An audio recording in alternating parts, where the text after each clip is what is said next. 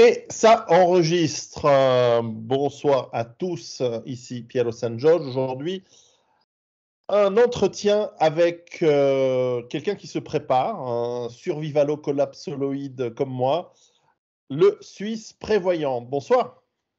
Bonsoir Pierrot. Alors, on se connaît tu es abonné à mon Patreon, on s'est rencontrés, tu habites en Suisse comme moi, nous sommes compatriotes et tu as comme profession l'architecture.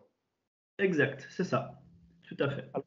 C'est un métier qui t'amène à interagir avec énormément de corps de métier qui, en fait, une industrie qui, dans la société, soit pour les entreprises, soit pour l'administration publique, ou soit surtout pour les individus, est omniprésente dans la vie de tous les jours. Qu'est-ce que tu constates ces derniers mois, ces dernières années comme évolution dans cette industrie? Alors, c'est vrai qu'on est en fait un petit peu les chefs, les chefs d'orchestre sur des chantiers. En général, c'est un petit peu comme ça qu'on nous compare. On est un peu le chef d'orchestre et en fait, on joue avec tous les acteurs, effectivement. Et puis, depuis quelques années, spécialement, je dirais, depuis la crise du chat chinois, il faut que je fasse aussi attention à ce que je dis. En fait, on a vu une évolution spécialement en fait, sur tous les temps de livraison. Les temps de livraison ont augmenté, c'est-à-dire qu'on ne pouvait plus prévoir les plannings habituels. Les plannings prennent plus de temps, notamment les fenêtres prennent encore plus de temps. Et là, depuis maintenant une année et demie, on a une augmentation des prix qui est constante. Constante au point où les chiffrages qu'on fait pour les clients, on a dû rajouter maintenant un poste, en plus des postes de divers et imprévus qui est normal, on a un poste pour une future augmentation des coûts de la construction. Donc on a à peu près 5% maintenant, que nous on chiffre en tout cas, sur un chantier, on met 5% supplémentaires pour demander le crédit à la banque pour être sûr de pouvoir payer les matériaux à futur. On a des matériaux qui changent de prix toutes les 2 semaines environ, certaines choses. Donc voilà, on va dire, le plus gros problème qu'on a. Et les délais font aussi que de se rallonger. Donc, il y a aussi une baisse en fait de la quantité de travail, parce que le travail se répartit dans le temps de manière beaucoup plus grande, beaucoup plus large. Et les entreprises peinent en fait à faire des commandes et à avoir le matériel à temps. Donc, il y a même des fois des entreprises qui ont 3-4 jours, ils ne peuvent pas travailler parce qu'ils ont un manque de matériel. Mmh. Et ça, c'est vraiment nouveau. Ça, c'est jamais vu. En tout cas, moi, j'ai jamais entendu ça depuis, je ne sais pas, peut-être 100 ans, quelque chose comme ça. Qu'en est-il du personnel? C'est-à-dire le personnel. Est-ce qu'il est facile aujourd'hui sur les chantiers, hein, est-ce qu'il est facile de recruter? Est-ce qu'il est facile de... Il y a des pays, on entend les États-Unis aujourd'hui, où malgré la crise, il y a une très forte difficulté à recruter des gens pour travailler en fait. Alors, il y a deux parties. Il y a, je dirais, la partie qui se situe avec les jeunes et tout ce qui est recrutement et formation, et les personnes qui sont actuellement sur les chantiers ou les gens formés. À l'heure actuelle, c'est assez stable sur les chantiers. Je ne dirais pas que les entreprises engagent beaucoup.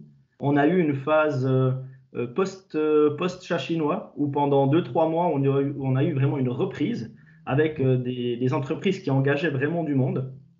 C'est le décalage d'une année et demie des chantiers qui ont refait un boom condensé en fait. Donc tous les chantiers ont repris en même temps, donc on a besoin de main-d'œuvre. Et actuellement, c'est assez stable.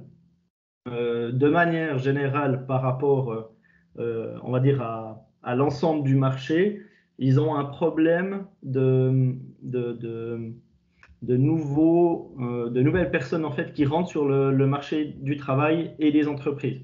On a maintenant des formations, on n'a pas assez de gens. On a des métiers, on n'a pas assez de gens. Donc on fait maintenant l'effort de promouvoir les métiers manuels en fait. On recommence à promouvoir ça. D'accord. Est-ce que la filiale d'éducation en Suisse, peut-être pour les gens qui nous écoutent, il y a une particularité suisse dans la manière dont on forme ce qu'on appelle les apprentis, et l'école, pour tous les métiers du bâtiment. Est-ce que tu peux expliquer comment ça fonctionne maintenant en Suisse? Oui, bien sûr. Ça tombe bien qu'en fait tu viennes sur le sujet parce que je donne moi-même aussi des cours en fait aux apprentis dessinateurs en bâtiment. Donc c'est les gens qui travaillent dans les bureaux d'architectes comme dessinateurs. Et en fait, alors ça se passe de la manière suivante, c'est qu'en fait on appelle ça le système dual. C'est qu'il y a une partie qui se fait à l'école, en général un jour ou peut-être 2 jours par semaine à l'école, et le reste de l'apprentissage se fait en entreprise. Et en fait, on est comme ça directement lié au métier pratique et on fait la théorie plutôt à l'école. C'est comme ça que ça fonctionne en général. Il y a quelques exceptions, mais elles sont assez rares. Et dans le métier de la construction, c'est effectivement basé sur ce système-là, on va dire sans faire les exceptions. C'est comme ça que ça se passe. Et maintenant, en fait, il y a un problème que moi, je commence en fait à voir en donnant des cours, c'est que le niveau général on va dire le niveau de base des gens ou des jeunes qui arrivent pour faire ces formations est en train de baisser drastiquement. Mhm. C'est assez flagrant. J'ai une classe de 12 jeunes, donc pour faire dessinateur, c'est quand même un métier qui est enfin, c'est une des formations dans le bâtiment qui est la plus dure, la plus compliquée, parce qu'on touche à tous les métiers. Donc, on doit connaître beaucoup de choses de tous les métiers. Mhm. Électricité, ferblanterie, de charpente, maçonnerie, étanchéité, bref, vraiment tous les sujets. Je remarque qu'à 16 ans, 17 ans, ils ne savent pas faire une pente. Ils ne savent pas calculer une pente. Même pas Mhm. de tête, hein. Ils ont encore le papier, hein, puis la calculatrice. Ils ne savent pas calculer une pente simple. Alors que c'est des gens qui ont normalement un niveau scolaire qui devrait être largement suffisant pour pouvoir le faire. L'orthographe, je t'en parle même pas, c'est c'est assez fou, Mhm. c'est impressionnant. Donc, je me pose un peu la question de comment on va pouvoir intégrer ces gens à futur dans les entreprises, en sachant qu'on doit aussi faire des rapports et aussi des choses à faire, à expliquer, à écrire, à calculer. Et je me demande en fait comment on va réussir à sortir de cette spirale pour réussir à redonner en fait un niveau correct à, à ces formations. Ouais. La situation internationale aujourd'hui, alors tu en as parlé, amène à des problèmes d'approvisionnement, de stock, de prix qui augmentent. Alors évidemment, on ne peut pas être devin, mais comment tu vois l'évolution ces prochains temps et comment ça impacte euh, est-ce que ton industrie va rentrer dans une crise euh, où vous n'allez plus pouvoir suivre l'offre, ou alors est-ce que l'offre va elle aussi complètement s'effondrer, à ton avis? Alors, il y a deux choses en fait qui sont comprises là-dedans. Il y a la partie de la construction et des matériaux et la partie financière. Dans la partie de la construction, on a aussi une mondialisation de la construction, Mhm. spécialement en fait sur la provenance des matériaux. Donc, par exemple, il y a pas mal enfin, on va dire une grande quantité des aciers à béton. La matière première vient de Chine. On importe les barres d'acier et on fabrique les aciers, on les assemble en Suisse, par exemple. Et là, on a eu des problèmes. On a l'acier qui est monté et les commandes venaient toujours plus tard. On Alors a juste, ça. je t'interromps juste, est-ce que ce matériau qui vient de Chine, par exemple l'acier, est-ce qu'il est de bonne qualité? Parce qu'on a des rumeurs comme quoi parfois c'est pas ça, quoi. Alors, l'acier de construction est de toute façon, en fait, enfin, c'est normé, donc c'est D'accord, aussi contrôlé, mais c'est de la bonne qualité. d'accord. Il n'y a pas de problème avec ça. Après, on a aussi d'autres parties qui viennent d'Europe, spécialement peut-être par exemple, les vitrages viennent assez régulièrement d'Allemagne, entre autres, et ou des Mhm. pays de l'Est. Mais c'est vrai qu'en Suisse, en fait, on fabrique plus grand-chose. On a quelques fabriques, mais souvent, en fait, on importe les matières. Et là, on a déjà eu un premier problème. Donc, sur la construction, je dirais que si on continue comme ça, le nombre de constructions va, en tout cas, ne pas augmenter. Et les chantiers, en fait, vont s'étendre, voire même, je dirais, réduire, parce que en fin de compte, tous ces matériaux qu'on importe demandent une certaine énergie à être faits. Et si les prix de l'énergie continuent à augmenter, en fait, on pourra simplement plus payer ces matériaux. Ça devient beaucoup trop cher. Et la deuxième partie que je disais, donc la partie financière, en fait, à travers notre métier, on doit aussi transmettre des chiffrages aux banques, ce qu'on appelle un chiffrage, qu'on fait le coût total de l'ouvrage, et on transmet ça à la banque, et on a une responsabilité aussi sur ces chiffrages qu'on donne. Et les taux d'intérêt sont remontés pour les emprunts. Ce qui fait que les banques font un calcul, quand on fait des hypothèques pour des maisons, elles font un calcul bien spécifique. Et c'est ça qui va déterminer un petit peu aussi le coût de l'ouvrage, de ce que les gens peuvent se payer au total pour la maison. Et plus les taux augmentent, plus cette somme diminue. Ce qui est logique, parce qu'ils ont un certain pourcentage de leur salaire mensuel qu'ils ne peuvent pas dépasser pour rembourser. Donc on a en fait sur les deux, si on a une crise financière avec des taux qui remontent, disons, et puis un appauvrissement sur tout ce qui est les matériaux et sur l'énergie, c'est un secteur qui, en général, a toujours du retard, mais va être en crise aussi. Je pense que en général, il y a un petit peu de stock. Donc en général, on peut tenir, on va dire, une petite année. Mais en général, la claque vient 1 année à 2 ans après.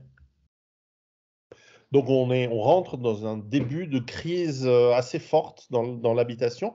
Alors en Suisse, on connaît la situation où en fait, il y a très peu de propriétaires en réalité, puisque l'immense majorité des gens ont des hypothèques sur leur maison, donc techniquement, ils ne sont pas entièrement propriétaires. Ils doivent payer ces hypothèques. J'espère qu'ils les ont bloquées à 5-10 ans et ils ne sont pas au taux Libor parce que c'est en train de remonter gentiment. Encore que ce n'est pas très élevé, mais c'est en train de remonter. Et puis, la question qui se pose, c'est est-ce que les maisons qui sont déjà construites, puisqu'il va être de plus en plus difficile de construire des nouvelles, est-ce qu'elles vont prendre de la valeur? Est-ce qu'il va y avoir de plus en plus de gens qui sont prêts à acheter des maisons déjà construites? Parce qu'au moins, il n'y a pas besoin de passer sur cette incertitude liée à la construction. Alors, je pense que c'est une tendance qui va effectivement commencer à se développer. Actuellement, le coût de la construction reste assez cher et de plus en plus de gens pensent vraiment ne pas construire du neuf, mais de rénover, déjà maintenant, énormément. On part déjà sur ce côté-là. Et effectivement, si construire devient compliqué, il y aurait une logique qu'on pourrait dire que les prix de l'immobilier qui est déjà construit devraient prendre de la valeur. Il y a un autre problème, c'est qu'on a derrière aussi tout un processus qui est mis en place pour isoler les bâtiments, à savoir que le 60% du parc immobilier en Suisse a été construit dans les années 50, 60, 70, on va dire dans les 30 glorieuses, comme on dit. Et ça, c'est tout du parc à rénover. Donc ces bâtiments ont une valeur, mais ils sont très souvent dépréciés aussi, parce qu'ils sont plus du tout aux normes. Donc il va y avoir un peu un jeu entre l'offre et la demande, avec ce biais derrière qui sera lié aussi au coût de l'énergie, parce qu'ils sont bien souvent chauffés au mazout. Donc je pense qu'en fait, on va être dans une situation assez bizarre où le prix de l'existant risque fortement de monter. Sans compter que normalement, si les taux montent, le prix de l'immobilier devrait descendre. Mais voilà, Charles Sana a fait un très bon exemple là-dessus, je ne vais pas revenir. Il y a tellement de facteurs qui peuvent beaucoup l'influencer que ça va être une période, je pense, qu'on n'a jamais vue dans l'immobilier. Ça va être très spécial. Ouais. Et ce sera beaucoup plus zoné aussi, je pense. Ces fluctuations vont être beaucoup plus zonées. Je te donne un exemple, par exemple, le Jura, le canton du Jura, a vu des prix monter de, je sais pas, peut-être 2 fois le prix des maisons, bientôt 3 fois le prix. Wow. C'est de la folie. Le terrain, j'ai vu des terrains à 40 francs le mètre carré il y a une dizaine d'années. On est à, je sais pas, 120, 150 francs maintenant. 3-4 fois. Waouh. Oui, c'est. Et est-ce que justement cette tendance, elle se lie, et tu parlais effectivement des normes. En Suisse aussi, on a des normes. La Suisse n'est pas un pays si libre que ça, hein. On a des normes écologiques, de fenêtres, d'isolation, de tout ça, de chauffage assez fortes, en tout cas réelles. Et la question, c'est est-ce que parmi les gens qui viennent te voir, ou voir les architectes ou tes confrères en général, est-ce qu'il y a une demande de plus en plus pour, d'une part, c'est des maisons qui sont au-delà des normes, c'est-à-dire qui sont à faible consommation énergétique, avec peut-être des panneaux solaires pour produire leur propre eau chaude ou électricité, etc., etc. Et d'autre part, qui commence à réfléchir à ce que nous connaissons, c'est-à-dire avoir un peu plus d'autonomie, avoir des serres intégrées, comme on pouvait le faire au 19e siècle, au 20e siècle, au début du 20e siècle. Donc des serres, des jardins, non plus pour faire de la belle pelouse, mais plutôt du potager. Est-ce qu'on voit une évolution vers ce que nous, on appelle des bases autonomes durables, évidemment, mais est-ce qu'on voit quelque chose qui change? En toute honnêteté, non. On est encore dans la mentalité d'il y a, je dirais, entre 10 et 15 ans, voire 20 ans. Dans la tête des gens, en général, c'est comme ça que ça se passe. Donc, en fait, ce qu'il y a, c'est qu'il faut comprendre que quand les gens veulent construire leur maison, ils ont une sorte d'idéal qui, bien souvent, leur a été mis en tête. Et cet idéal est encore basé sur la petite villa individuelle avec, effectivement, comme tu le dis très bien, un beau gazon tout lisse, des grandes baies vitrées. Donc ça, c'est le côté qui est très difficile à faire changer chez les gens qui viennent nous voir. Et l'autre côté sur les normes, alors effectivement, tu as raison, on est un pays qui est très normé, on est très proche de l'Allemagne pour ce genre de choses. Et puis, on a effectivement des normes énergétiques, on a des normes sur l'isolation des fenêtres, sur les épaisseurs d'isolation, sur le chauffage, etc. Et d'un autre côté, en fait, ce qui est assez rigolo à voir, c'est qu'en fait, ces normes brident parfois certaines choses. Le très bon exemple, c'est donc on utilise les normes qu'on appelle SIA pour la Société suisse des ingénieurs et architectes. Donc ces normes-là, en fait, nous dictent qu'est-ce qu'on doit faire ou comment on doit s'y prendre. Et il y a par exemple une espèce de blocage qui se fait dans la norme qui concerne en fait le chauffage ou l'énergie qui est dédiée au chauffage. On doit calculer à une maison à 20 degrés. Les calculs thermiques se font à 20 degrés. Mhm. Et on n'a pas le droit de construire une maison conçue en dessous de 20 degrés. Donc, Je on est vois. obligé de faire des chaudières pour chauffer à 20 degrés, alors qu'on pourrait chauffer à 19 ou à 18, Ouais. par exemple. Mais on n'a pas le droit de le faire dans la norme. D'accord. Voilà. Donc, il y a des choses assez aberrantes comme ça qui se passent, et les normes ne sont pas du tout adaptées pour les choses que nous, on voit dans notre milieu. Vraiment pas du tout. Clairement pas. Nous, personnellement, dans le bureau, on pousse maintenant de plus en plus les clients à faire des choses plus simples, des matériaux plus simples, une conception plus simple, et de proposer, à la place de faire d'une pelouse qui ne sert à rien, de proposer de faire un petit potager ou des choses comme ça. Ça, nous, on le pousse. Mais de manière générale, quand je vois en fait les études aussi que j'ai fait pour faire mes diplômes, c'est pas du tout pris en compte. C'est le projet d'architecte parfait, très beau, comme on peut voir plein de posts qui passent sur Instagram ou Facebook de projets d'architecte. On est encore dans cette dynamique ultra, ultra consommatrice, je dirais. Voilà. Ces normes, comme on voit chez nos voisins, effectivement, tu mentionnes l'Allemagne ou la France, elles ont tendance à augmenter considérablement le coût, tant d'une rénovation que d'une construction à neuf. Oui, absolument, tout à fait. Alors, Il y a une petite subtilité, c'est que les normes ne sont pas des lois, c'est-à-dire qu'on n'a pas d'obligation légale de les suivre. Par contre, s'il y a un problème, on les utilise comme support pour savoir qu'est-ce qui a été fait juste ou pas. Ça, c'est un peu la subtilité. Mais les entreprises ne font jamais en dehors de ces normes-là, parce que sinon, ils sont responsables. Voilà. Je vois. Alors, l'avenir est incertain en ce moment. Toi qui es suisse, qui travaille ici, bien sûr, comment tu vois la Suisse tenir le coup face à cette manière un peu générale? Comment tu nous vois réagir, tenir le coup face aux crises qui commencent? Est-ce qu'on est aussi bon que l'on a été dans le passé?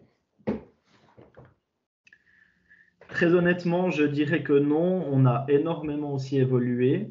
L'habitat a énormément évolué, je dirais, depuis les années 40. C'est-à-dire quand on a commencé en fait à amener le pétrole dans le bâtiment. On a toujours eu un peu de retard en Suisse. On est toujours un petit peu en retard un peu sur les autres. Malheureusement, là, on n'a pas assez de retard pour moi, mais on est beaucoup trop en fait mondialisé. En tout cas, pour ce qui concerne la construction, le virage aurait déjà dû se prendre il y a 20 ans, 30 ans, je dirais. Donc la génération des gens, des architectes d'avant. Et effectivement, ça va être compliqué. En fait, la construction, elle est au même stade, je dirais, que les autres produits ou les autres choses en fait, qu'on fait en Suisse, c'est qu'on importe beaucoup. On importe beaucoup de matériaux, ce qui fait qu'on est vraiment dépendant de l'étranger. À l'époque, on faisait énormément de choses en Suisse. On fabriquait énormément avec des matériaux locaux, mais c'était des matériaux beaucoup plus simples. On utilisait de la brique, on utilisait de la pierre, de la menuiserie, de la charpente, de la terre cuite, et c'était à peu près tout. Actuellement, on a complexifié le bâtiment à un tel point et on a tellement mondialisé et explosé aussi l'industrie suisse dans ces domaines-là que les pénuries, si, imaginons, on doit avoir pénurie, ce sera très compliqué de construire, effectivement. Là-dessus, on est d'accord. Et je ne sais pas si je sais pas si on serait capable, on pourrait dire que la Suisse ne serait pas capable de soutenir en fait la construction comme on l'a eu connue jusqu'à maintenant. Je pense qu'on reviendrait à des constructions du début du siècle, c'est-à-dire en fait en enlevant le pétrole de l'équation. Alors, ça me fait penser que justement, il y a un siècle et même plus, et aussi dans d'autres pays du monde, il y avait cette tradition, on le voit dans les vieilles maisons, dans les fermes traditionnelles d'ailleurs. Pour ceux qui nous écoutent, il y a un musée du rural qui est vers Interlaken en Suisse, qui est absolument formidable à voir. Et est-ce que l'on va reconstruire, est-ce qu'on commence déjà à reconstruire ou est-ce il commence à y avoir des architectes qui le font, des maisons qui tiennent compte, par exemple, de l'exposition, de la verdure, par exemple, on sait que plus il y a de l'ombre, plus il y a des arbres, plus la température de la maison a tendance à baisser, ou alors, si c'est une zone un peu froide, de s'exposer plein sud avec voilà, les murs au nord sans fenêtres et les fenêtres avec peu de fenêtres ou des petites fenêtres. Et par exemple, au sud, là où il y a plus de lumière, avec plus de fenêtres. Est-ce qu'on reprend finalement cette humilité qui est ancestrale de s'adapter finalement à l'environnement et au climat? Alors, c'est peut-être la même question qu'avant, mais reformulée différemment peut-être. Ouais, mais non, mais elle est aussi intéressante parce qu'il y a d'autres éléments. Je vais de nouveau être pas très, pas très agréable, mais effectivement, non, pas du tout. Étant donné que on fait des grandes baies vitrées, on a le chauffage central, le chauffage au sol, etc., on peut se permettre d'aller contre ces principes que tu dis, qui sont pourtant des principes fondamentaux. Et ces principes-là sont bien souvent, en fait, alors ils existent et ils sont promus, mais par certains architectes ou certains bureaux. qui se spécialisent ce qu'on appelle de la construction écologique ou bioclimatique, qui sont un petit peu différentes, mais c'est des domaines très spécifiques qui sont faits par des bureaux bien spécifiques.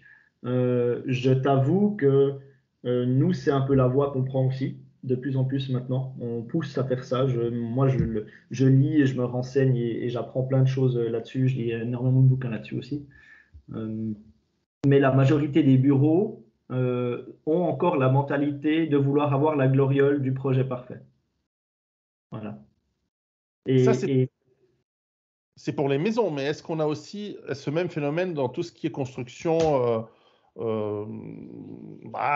collective, les immeubles, les barres d'immeubles, les bureaux commerciaux, etc. Est-ce qu'on a aussi cette réflexion ou ça c'est encore moins que dans le privé, que dans l'individuel? On a une partie, par exemple, des bâtiments qui peuvent appartenir à l'État, où l'État se met lui-même l'obligation de certaines normes écologiques, on dira.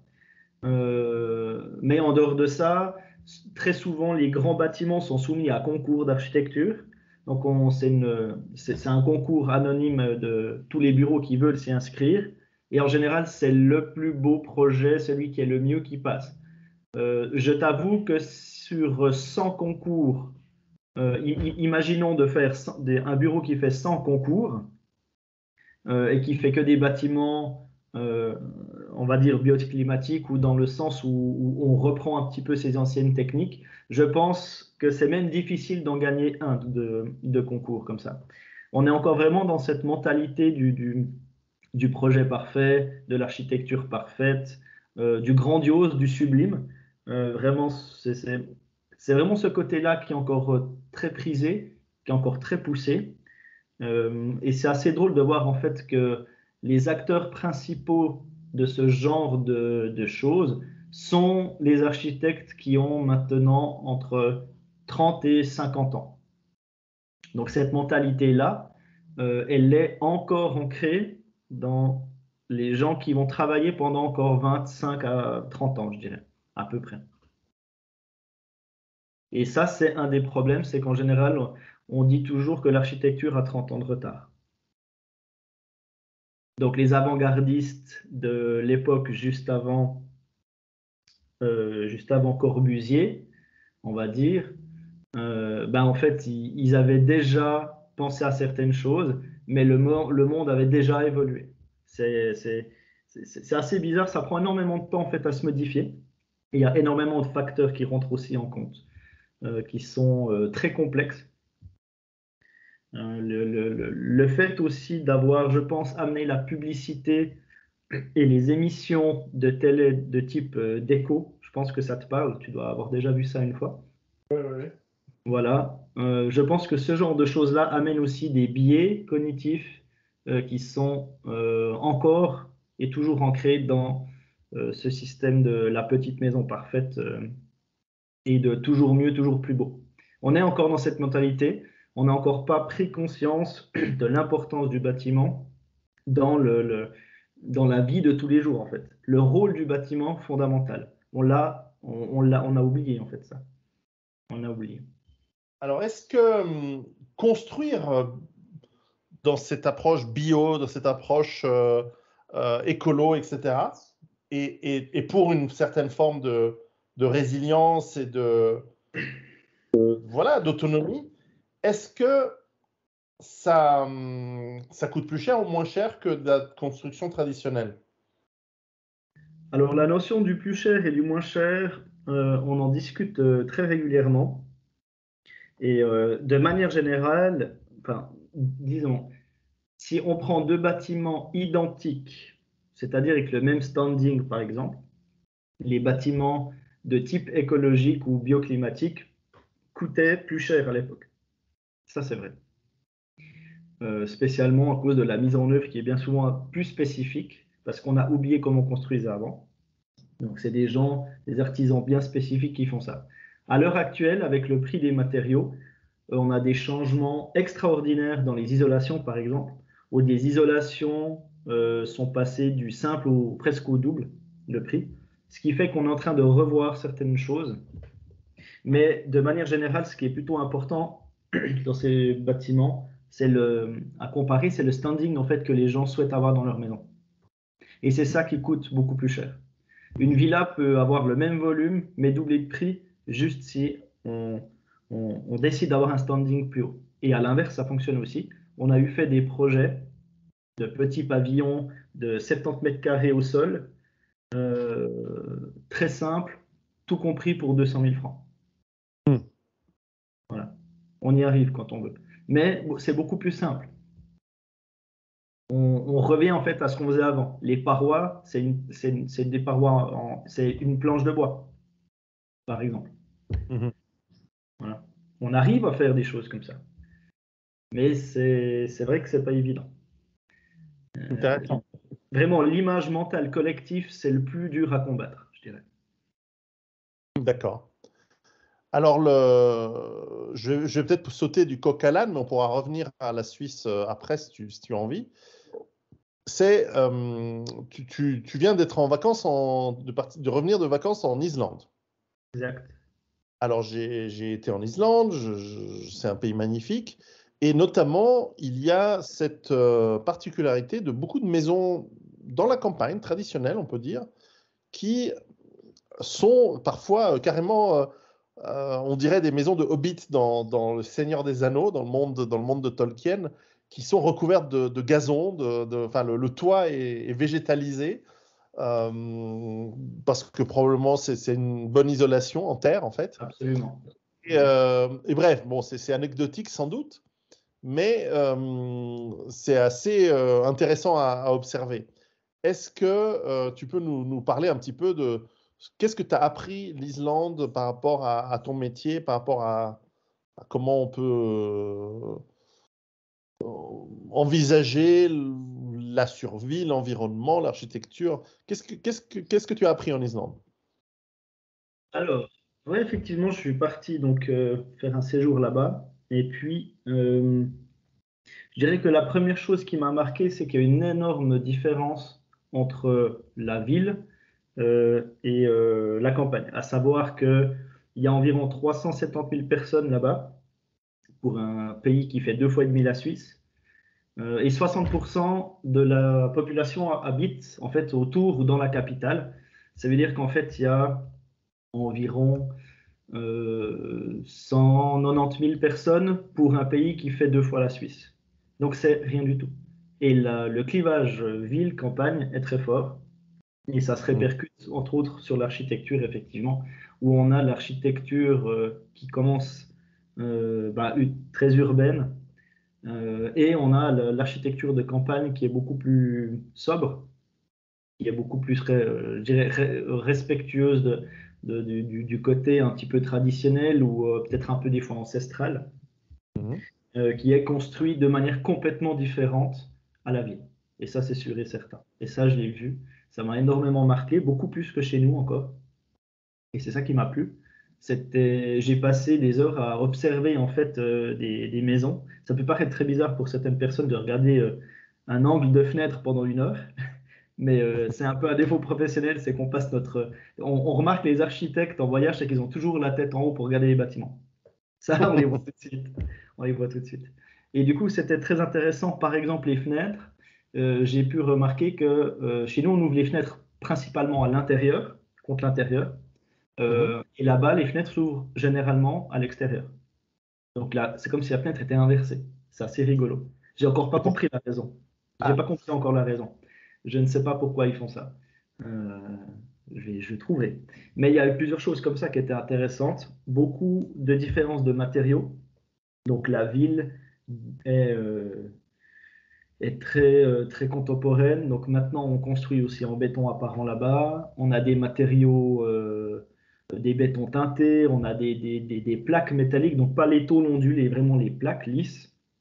De l'architecture très contemporaine, sortie de grands concours. On va dire un peu international. C'est des bâtiments qui pourraient passer un peu partout. Et puis de l'autre côté, on a tout ce qui est rural et qui est principalement en fait construit en bois. Parce qu'ils n'avaient pas grand-chose d'autre que du bois et des cailloux. Et c'était très intéressant de voir cette différence-là. Et la différence, pour faire le lien avec le sujet que tu disais avant, au niveau de l'utilisation ou Donc ça, tout ce qui est l'orientation du bâtiment, les ouvertures, la logique des fenêtres, etc. Dans le rural, on le sent tout de suite. On voit qu'il y a une logique. Il y a une fenêtre par chambre. Il n'y a pas une énorme baie vitrée géante dans le salon. L'organisation des pièces aussi, la typologie. Elle a une certaine logique. Et ça, c'était pour le côté construction que j'ai trouvé génial. Après, de manière générale, tu veux que je fasse un peu un topo de ce que j'ai pensé de manière générale ou c'est plutôt construction? C'est toujours intéressant. Ok. Ce qui m'a choqué quand je suis arrivé, c'est qu'en fait, ils payent tout sans contact. Ils payent tout sans argent liquide, en fait. L'argent liquide a pratiquement disparu. Et en fait, ça m'a énormément choqué, en sachant que j'avais lu un peu l'histoire de l'Islande de manière globale, et j'ai vu qu'en fait, ils ont pris aussi une énorme claque en 2008-2009, pendant la crise financière. Et en fait, ils refont complètement confiance aux banques. Les gens qui étaient dans ces banques et au pouvoir ont à peine fait un jour de prison. J'ai pu discuter avec une Française qui habite là-bas depuis quelques années, qui m'a un petit peu expliqué. Et j'ai trouvé hallucinant que les gens repayent avec des cartes, avec des trucs sans contact, alors qu'ils ont pris une énorme claque. Au point où, il y a des feux, les feux rouges dans une ville, les feux rouges étaient en forme de cœur pour faire du soutien aux gens. On a peint les routes avec, ils ont peint des choses dans les routes, par exemple la fameuse route avec le drapeau arc-en-ciel par terre, c'est connu. Et ça, c'était pour redonner le moral aux gens pour la crise. D'accord. Ils ont vraiment pris une énorme claque et ça m'a beaucoup choqué. Ça m'a énormément choqué. Des choses que j'ai trouvées aussi incroyables, c'est qu'ils produisent des tomates et des bananes là-bas. Des bananes. Parce qu'ils ont des serres. Ah oui. Ils ont des serres et les serres sont chauffées à la géothermie, qui est énormément développée là-bas. Ils sont à 85% chauffés à la géothermie. Donc, de ce côté, du côté énergétique, je pense qu'ils s'en sortiront toujours mieux que tout le monde, très probablement. Ça, c'est exceptionnel. Ils ont des ressources naturelles incroyables. L'eau est parfaite là-bas. On peut boire dans les ruisseaux, pratiquement, littéralement. Ouais. C'est assez fou. Et après, ils font du mouton, principalement, de l'agneau, entre autres. Et puis après, pour tout ce qui est le reste de la nourriture, c'est assez pauvre. Donc, c'était beaucoup de la pêche, énormément de pêche, et un peu d'agneau et de mouton, parce qu'ils supportent le climat qui est assez froid et surtout très pluvieux. Il pleut pratiquement tous les jours. Hein. C'est assez spécial comme temps. Et sinon, j'ai malheureusement pas pu avoir trop de contact avec des locaux. Mais je pense que la dissociation entre la ville et la campagne est présente là-bas. Il n'y a plus d'unité en fait. Je sens moi comme j'ai senti en fait une coupure. J'ai clairement senti une grosse coupure là-dessus. Je vois. Alors justement, l'aspect social est souvent lié à En tout cas, on a souvent décrié, par exemple, les grandes banlieues dans l'architecture moderne, hein, ces grandes banlieues gigantesques que l'on a autour des grandes villes, comme étant des lieux qui ne permettent pas tellement comment dire, une cohésion, un contact entre les gens, etc. Ce en quoi, personnellement, je ne suis pas d'accord, parce que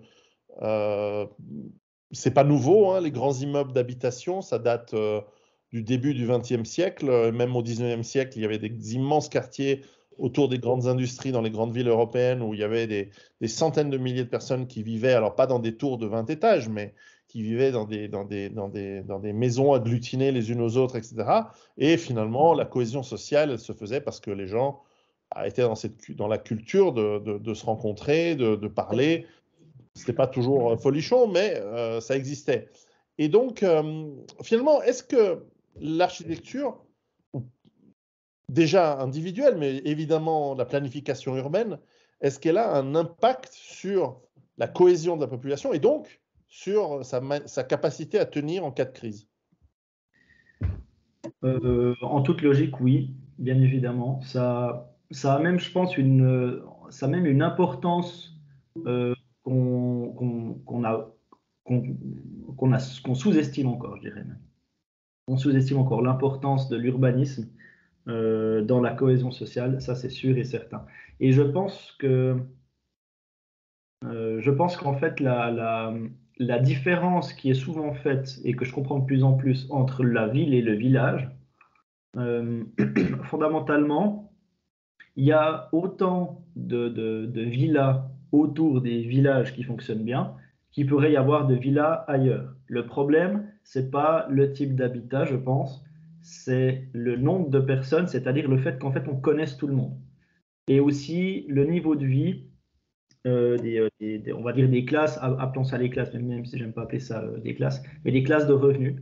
Je pense qu'à l'époque, on vivait aussi de manière très différente, même si les villes étaient cohérentes et ils avaient peut-être moins de problèmes qu'on a maintenant. Mais l'urbanisme a clairement une énorme influence pour ça.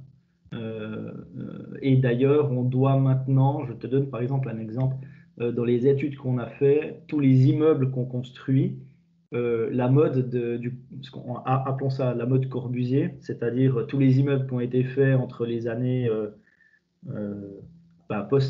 post-guerre, donc de 45 jusqu'au jusqu'en 1980, ces immeubles avec les mêmes appartements sur 20 étages, on nous a interdit de faire ce genre de choses. On doit faire de la mixité typologique, ça veut dire qu'on doit mixer les types d'appartements. Donc on fait des 2 pièces et demie, des 3 pièces et demie, des 4 pièces et demie, des 5 pièces et demie, des appartements protégés pour les personnes âgées. On doit inclure des crèches, on doit inclure des choses locales pour faire aussi vivre le bâtiment. Et comme ça, on mixe les classes, c'est-à-dire qu'on peut prendre des jeunes dans des 2 pièces et demie, des personnes à la retraite dans des 2 pièces et demie, des familles, des loyers modérés, des loyers plus hauts. Donc on mixe en fait le tout. Donc l'urbanisme a son importance. Je pense que c'est en fonction aussi de la taille de la ville et comment on organise la ville. La ville du Moyen-Âge était déjà grande, mais elle fonctionnait. C'est pas le problème de la ville, c'est le problème de comment on agence la ville. Et tout tourne aussi autour de la voiture dans les villes. On doit se déplacer en voiture pour aller travailler, alors qu'avant, on travaillait peut-être à l'étage du dessous ou dans la rue d'à côté. Ouais. Et ça aussi, on coupe le contact social du coup. Alors finalement, déjà, on remarque que la Suisse, malgré ce qu'on pourrait croire de l'extérieur, c'est pas du tout un pays ultra-libéral. Il y a beaucoup de réglementations, et notamment dans le territoire et le zonage et la construction. Tu nous le confirmes, hein? Ouais, hein. Oui, au point où pour ceux qui n'ont peut-être pas l'habitude de ça, il y a des lois fédérales, on a des lois cantonales et on a des lois communales, on a des règlements communaux. Et après, il y a des règlements de quartier qui existent, des plans de quartier. On a des règlements interrégionaux des fois qui existent aussi. C'est énormément compliqué. Ouais. C'est énormément compliqué. L'aménagement du territoire, c'est une paperasserie de dingue, vraiment. Et c'est pesant. En tant qu'architecte, alors on sait qu'on plaisante dans le milieu de l'architecture qu'il y a les architectes qui veulent faire de l'art et il y a les architectes qui sont en fait des ingénieurs. Et évidemment, les deux groupes se moquent un peu de l'autre en disant bah, l'autre ne pense pas à l'aspect artistique ou inversement solide et pratique, etc. Et finalement, à la fin, tout le monde se plaint que le client, il comprend rien et qu'il veut ce qu'il veut et pas ce que veut l'architecte. Qu'est-ce que tu penses de cette petite réflexion? Oui, on la connaît et souvent ça commence de bonne guerre, mais ça peut très vite finir en mauvaise guerre, malheureusement. Mais la différence, elle existe, elle est assez claire et elle est même assez marquée, je dirais. Ce qu'il y a, c'est qu'il y a encore ce qu'on disait avant, enfin ce que j'essaie d'expliquer avant, en disant qu'il y a encore un côté, en tout cas à l'école, où on nous pousse à vouloir faire absolument on va dire des chefs-d'œuvre, donc on nous pousse au plus beau projet possible, quitte à mettre de côté certains éléments constructifs, par exemple. Donc on part du côté un petit peu artistique. Et il y a une sorte de guerre qui existe entre en guillemets, j'ai envie de dire, entre la vie ou la gloire, un petit peu comme Achille. Tu choisis la vie ou la gloire. Mm. Voilà. En sachant que bien souvent, ceux qui font de la gloire ont du travail pour une vingtaine d'années. Et après, ben, il faut remettre tout le temps au goût du jour aussi. Ça aussi, un travail énorme. Et bien souvent, c'est des bureaux qui ont aussi des problèmes. Mais ils sont connus, ils sont réputés. D'accord. Alors, la Suisse est un pays traditionnellement prévoyant, traditionnellement qui préparait l'avenir dans le cas où celui-ci serait difficile. Tu t'appelles le Suisse prévoyant. Dans le passé, quand on regarde les maisons traditionnelles suisses, ou même les immeubles, sans même parler de l'abri anti-atomique des années 60 et 70, les maisons avaient en général un coin rural pour les poulets, les moutons ou d'autres animaux, peut-être les vaches pour ceux qui ont des maisons un peu plus grandes, dans la campagne, hein, bien sûr, moins en ville. Mais en tout cas, même en ville, il y avait des celliers, il y avait des caves, il y avait des greniers. Les maisons étaient organisées pour de la résilience, pour tenir des temps difficiles. On rappelle à nos auditeurs que la Suisse, avant le 19e siècle, était un pays particulièrement pauvre. C'est un pays de montagne, sans ressources, qui était obligé de vendre ses fils comme mercenaires ou comme... on se souvient d'Heidi, hein, c'est une Suissesse, une jeune fille suissesse qui va travailler pour... en tant voilà, que fille de compagnie pour une famille bourgeoise d'une grande ville, hein, à l'étranger. Donc je crois que c'est en Autriche ou en Allemagne, je ne sais plus, je crois que c'est en Autriche. Enfin, les Suisses étaient pauvres et donc ils avaient dans leur construction aussi, voilà, ils faisaient attention de faire des maisons durables, soignées, ripollinées, toutes précises, avec énormément de coins, des étagères dans tous les sens. Enfin, quand on voit les maisons traditionnelles, c'est assez impressionnant. Tant de la qualité que l'utilité, le côté pragmatique. Tout à fait. Est-ce qu'on a encore ce savoir-faire? Est-ce qu'on a encore cette capacité, cette attitude dans certains endroits? Alors, au niveau de la qualité de construction, on reste encore un pays avec des constructions de qualité. Là-dessus, comparé un petit peu aux pays qui nous entourent, c'est vrai. D'ailleurs, on chambre très souvent les Français avec ça en disant qu'ils construisent n'importe comment. Ça, c'est très connu. Mhm. Après, c'est vrai qu'au niveau même des maisons, ça a énormément changé dans les années 50-60. Énormément. Tout ce qui a été fait avant a encore énormément d'armoires encastrées. Il y a des caves, il y a des greniers, il y a même il y avait comment ça, des frigos communs. À la Chaux-de-Fonds, je crois qu'il y en a encore un qui existe. C'est les frigos communs pour le quartier, par exemple. Mhm. On avait plein de choses comme ça, effectivement. Et maintenant, en fait, on a pris vraiment le virage du juste à temps. Pour te donner un exemple, j'ai dû faire un projet dernièrement où, à côté de la cuisine, j'ai prévu en fait un petit cellier, un petit réduit pour pouvoir faire quelques stocks. Et j'ai dû me battre et ma foi, j'ai perdu ce combat. J'ai dû le supprimer juste parce que ça prenait trop de place et que ça servait à rien. Et du coup, on a fait un salon de 5-6 mètres carrés de plus pour y mettre en fait une plante finalement. Ça va finir avec un pot de fleurs dans le coin, comme on dit. Donc oui, ça a énormément changé. Je pense que c'est surtout la mentalité qui a changé, comme tu as dit. On était des gens, enfin, le peuple suisse était des gens qui étaient pauvres. Donc du coup, on est très rationnel, on est très humble aussi, très simple. Et avec Mhm. l'avènement des années 50, 60, 70, le boom juste à temps et mondialiste nous est arrivé au visage et on l'a embrassé. Ouais. Vraiment. Quand on fait des caves, je te donne un exemple. À l'école, les caves, on doit dessiner un plan de cave, mais on ne le regarde même pas. C'est juste pour Mhm. dire quelque chose. On a complètement perdu ça, malheureusement. Alors, la question qui tue pour un architecte, c'est quelle serait la maison de tes rêves? La maison de mes rêves. Euh, Ou le alors, bâtiment? le problème de la maison des rêves de l'architecte, c'est que les plans changent tous les jours. C'est ça le problème. Alors, actuellement ma maison de rêve serait d'avoir ça serait d'avoir une maison qui soit autoconstruite. Donc c'est moi qui la construirai en fait de A à Z déjà, complètement, euh, en utilisant des principes climatiques, donc peut-être une serre à coller, un système de chauffage à bois par exemple, Mhm. ce genre de choses, intégrer en fait le maximum de choses tout en ayant une simplicité technologique. Et puis surtout changer mon mode de vie. Je pense que c'est ça qui ferait la meilleure maison au monde. Pour moi, plus c'est simple et mieux ça serait. Voilà. Ma maison de rêve, ça serait. Bon, ta ferme, elle est bien. Moi, j'aime bien ta ferme. Je l'adore. Elle est géniale. Ah, Mais oui, ouais. soit une vieille bâtisse qu'on retaperait entièrement. Ça serait, je pense, le plus judicieux encore. Et sinon, vraiment quelque chose qui soit biodynamique.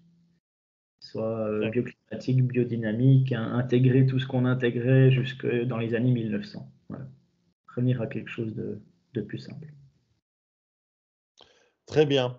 Alors, peut-être pour terminer, quel est l'état des collapsos survivaux oïdes en Suisse, selon toi? L'État, tu dis? Comment on est je mets ça avec 14 guillemets, comment est notre communauté de gens qui se préparent en Suisse? Euh, je pense qu'il y a une communauté. Je pense que, en fait, il y a probablement plus de gens que ce qu'on croit, et surtout beaucoup plus de gens que ce qu'on voit. Ça, c'est sûr et certain. Je découvre au fur et à mesure, en fait, plein de gens qui ont fait des principes de base. Donc, je pense que la population suisse a encore une petite habitude de résilience, comme tu disais. Mais on va dire les collapsonoïdos, euh, je, je, je, je pense qu'il y a une communauté qui se développe. Je pense qu'elle est encore largement en développement. Je le vois assez régulièrement. Je vois des petits red flags qui s'allument au-dessus des gens en disant ah, il y a des choses intéressantes. Et je vois que les gens se réveillent un petit peu. Mais je pense la communauté en Suisse est très discrète. Je dirais on est, les gens ont peut-être un principe de discrétion, peut-être pas une discrétion par la peur, mais peut-être plus une discrétion par logique, enfin, par logique ou par habitude, je dirais. On Mhm. a l'habitude de faire des réserves. Moi, j'ai toujours eu depuis gamin, il y a toujours des armoires avec des réserves de nourriture. Et ça choque personne d'avoir des boîtes de conserve et des Mhm. pâtes et ce genre de choses. Donc peut-être qu'en fait, il y a eu une espèce de non-visibilité, ou peut-être moins développée peut-être qu'ailleurs, parce que les gens le sont peut-être un petit peu au fond d'eux et du coup, c'est un peu normal. Mais je pense qu'il y a une communauté, mais elle se cache bien aussi. Euh, et les gens sont assez humbles et méfiants de base. Et c'est pas quelque chose qui va éclater au grand jour, etc. Ça restera toujours très discret, je pense. Et on n'arrivera jamais à faire le tour pour savoir qui l'est ou qui ne l'est pas, euh, parce que c'est bien. Mais c'est Je très pense bien. que je pense que c'est bien ancré. Je pense que c'est bien ancré, on va dire, dans le peuple, enfin, suisse, qui en reste plus ou moins. Et du coup, en fait, c'est un côté naturel qui, je pense, fait que les gens ne le crient pas sur tous les toits non plus, ce qui est très bien. Ouais. Très bien. Eh bien, écoute, si tu as un petit message, le Suisse prévoyant aurait-il un petit message pour notre petite communauté qui me fait le plaisir de me suivre sur Patreon? J'ai rien de spécial à transmettre ni à dire. Je dirais que sur le thème de la construction, allez voir des spécialistes parce que je vois 1 milliard de choses passer sur des groupes Telegram et j'entends des gens dire des aberrations. Faites gaffe avec vos bâtiments, c'est précieux, votre maison. C'est une des choses les plus précieuses que vous avez. Et faites pas n'importe quoi avec. Allez voir des pros. Et si vous avez besoin de quelque chose, si vous avez des questions, contactez-moi.